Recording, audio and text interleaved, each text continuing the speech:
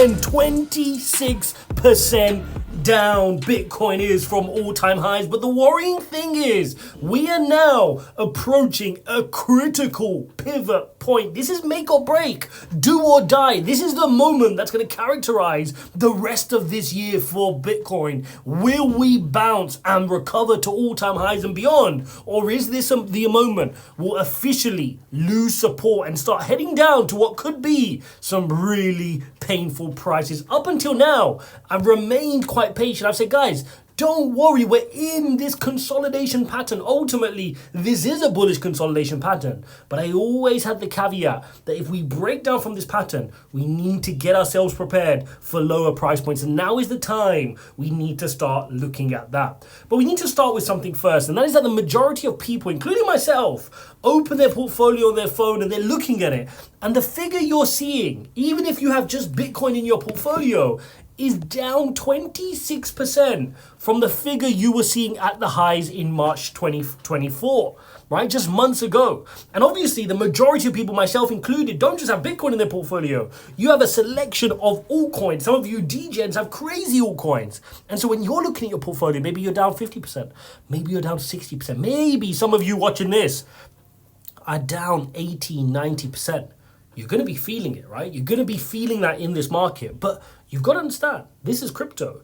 Just because the price wicked all the way up there to highs on Bitcoin of close to 74,000 doesn't mean that is what your portfolio is worth. Portfolios ebb and flow. And you know, right, when you start investing in crypto, you know this is the most volatile asset class known to man, which is ultimately why you wanted to be in it, right? You wanted quick gains. You wanted gains which you're not going to get holding some US government bonds or holding the Dow Jones. But with that comes the responsibility, right? With that comes the ability to say, okay, we're going to open our portfolio and we need to know that it could be down 30, 40%. And you've got to be okay with that because you've got to have your conviction. You've got to know why you've invested. You've got to be prepared to buy the dip if those pullbacks happened. Anybody sensible who's investing in crypto knows the history of Bitcoin, knows about the bear markets, knows about the crazy corrections, knows that 20, 30, 40% pullbacks are part of the game, even in a bull market, right? And that's what we're starting to see here now, already down that 25%. But if we lose this level here, guys, you've got to be prepared, right? The next level of support doesn't come in until this small cluster here around the 51,000. This horizontal here is 51,000. And then this yellow line comes all the way down to 45,000. That could get painful, guys. That's another, I mean, if you're taking that from where we're at right now, all the way down to 45,000, you're talking another 15%. So altogether, 25 plus your 15%, 40% down in your portfolio just on Bitcoin. You can imagine how that exacerbates to the altcoin parts of your portfolios as well. So for me, I like to calculate those levels because it gives me some peace of mind. It trains me to say it's okay to open your portfolio and see it down 40, 50, 60%. It's part of the game. The question is, what will I do at that point? Am I going to panic sell? Or am I, knowing that it may happen, going to be prepared with cash on the sidelines to buy the dip? Let's start with this. Does my thesis of crypto fundamentally change? Is crypto falling because Bitcoin's been hacked? Because, my favorite altcoins have suddenly just not producing what they said they were going to produce? No. Crypto is down right now because the markets are rotating risk off. They're worried about growth concerns. If you've watched my last couple of videos to cover off the non-farm payrolls on Friday, to cover off the inflation readings, the worry is that inflation is cooling down, but has Jerome Powell decided to cut rates too little too soon, and he's driving the US into a recession, if not, we're already in one? These are the fears right now in the US market, and that's causing the dollar index to try to recover. It's causing the S&P and the traditional markets to have its worst week, right? If you jump over here, look at this. S&P tumbles Friday to post worst week since 2023. So this is not crypto. Oh, crypto is crypto's not working. Why are we not having our bull run? No, this is normal. This is risk rotating off. And so if you look at that and then you add on to the fact that crypto has a whole bunch of leverage like we've been speaking about for a long period of time on this channel, which you guys know I'm not a big proponent of. 2 days ago on the 6th of September, we lost 200 million in overzealous longs. Liquidated 200 million, right? That's the highest day since 27th of August, which saw another 230 odd million.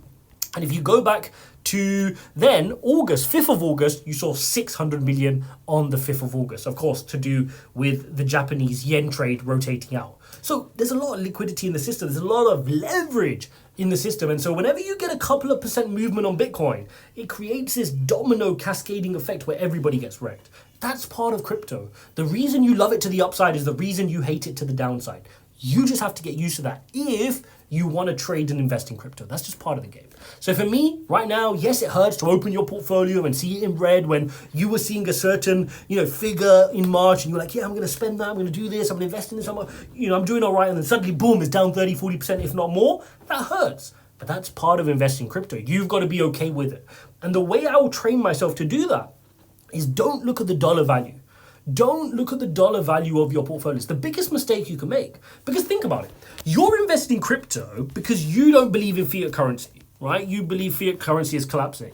Therefore, why are you valuing your portfolio based on the dollar amount, Bybit or BitGet, whichever app you're using, opens up and shows you? It doesn't matter.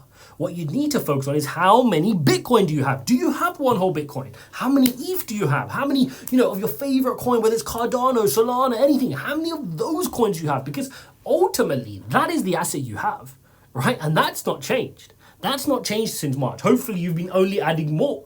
And so if you look at it like that and remind yourself that, hey, I'm trying to accumulate as much Bitcoin as I can. I want to go from 0.1 Bitcoin to 0.2 to 0.3 to 0.4. And I've got a clear plan of how I'm going to get there. And in fact, if the price tumbles to 45K, that's going to help me achieve my goal quicker.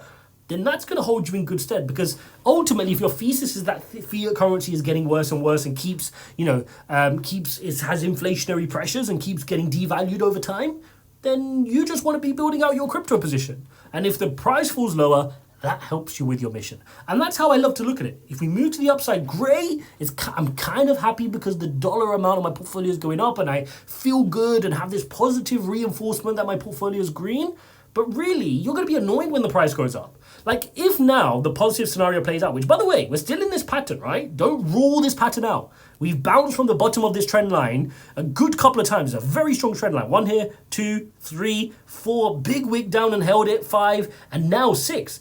If we can recover, and we've got a lot of work to do to recover here. If we can recover, get above our EMA ribbon, start working our way up here to the top side, this pattern plays out to 100,000, right? This pattern does give you a path. It's not just making up numbers. It's the measured move from this level. So if we take that up until the price point of this breakout, you're talking a big move. 83% spot on just Bitcoin. That is a really explosive move on the biggest cryptocurrency there is, worth well over $1 trillion, right? And so if you imagine you've got a selection of altcoins, you've got some Ethereum, you've got some 10 cryptos, you've got some smaller ones as well, you can imagine the kind of returns you could be seeing in your portfolio. The problem is markets will do its best to scare you right before a powerful move. They want you to doubt Bitcoin, and boom, off it will go. Once it grabs the liquidity, gets all those people panicking, then it will ride to the move. We've seen it time and time again. If you're unsure, go back and look at the candles. Just study the candles. Just open the chart, go back and look at previous cycles, go all the way back, look at the previous cycles, right? Look at December 19 here and how the price moved, and you can see that just before the eventual move, this price action fell all the way down to 7,000, 6,000, even lower on some of these candles, 5,000. And then, boom, if you missed it, if you blinked, you miss a powerful bull run up to 64,000, and then later in the year of 2021, up to 69,000. The choice is yours. What we know is the markets will try to panic you out, try to take your hard-earned Bitcoin. Forget your dollars, your hard-earned Bitcoin, 0.1 Bitcoin, 0.2, whatever you've got. They want to take that from everybody, give it to those people that are already wealthy, and then have their big bull run. Don't let them shake you out. Hold on, try to accumulate if you can. If you haven't got cash on the sidelines, then the least you can do is not panic sell. Hope this video was useful. If you like this type of content, even on a Sunday, don't forget to smash up the likes. Don't forget to subscribe, and I'll see you in the next one.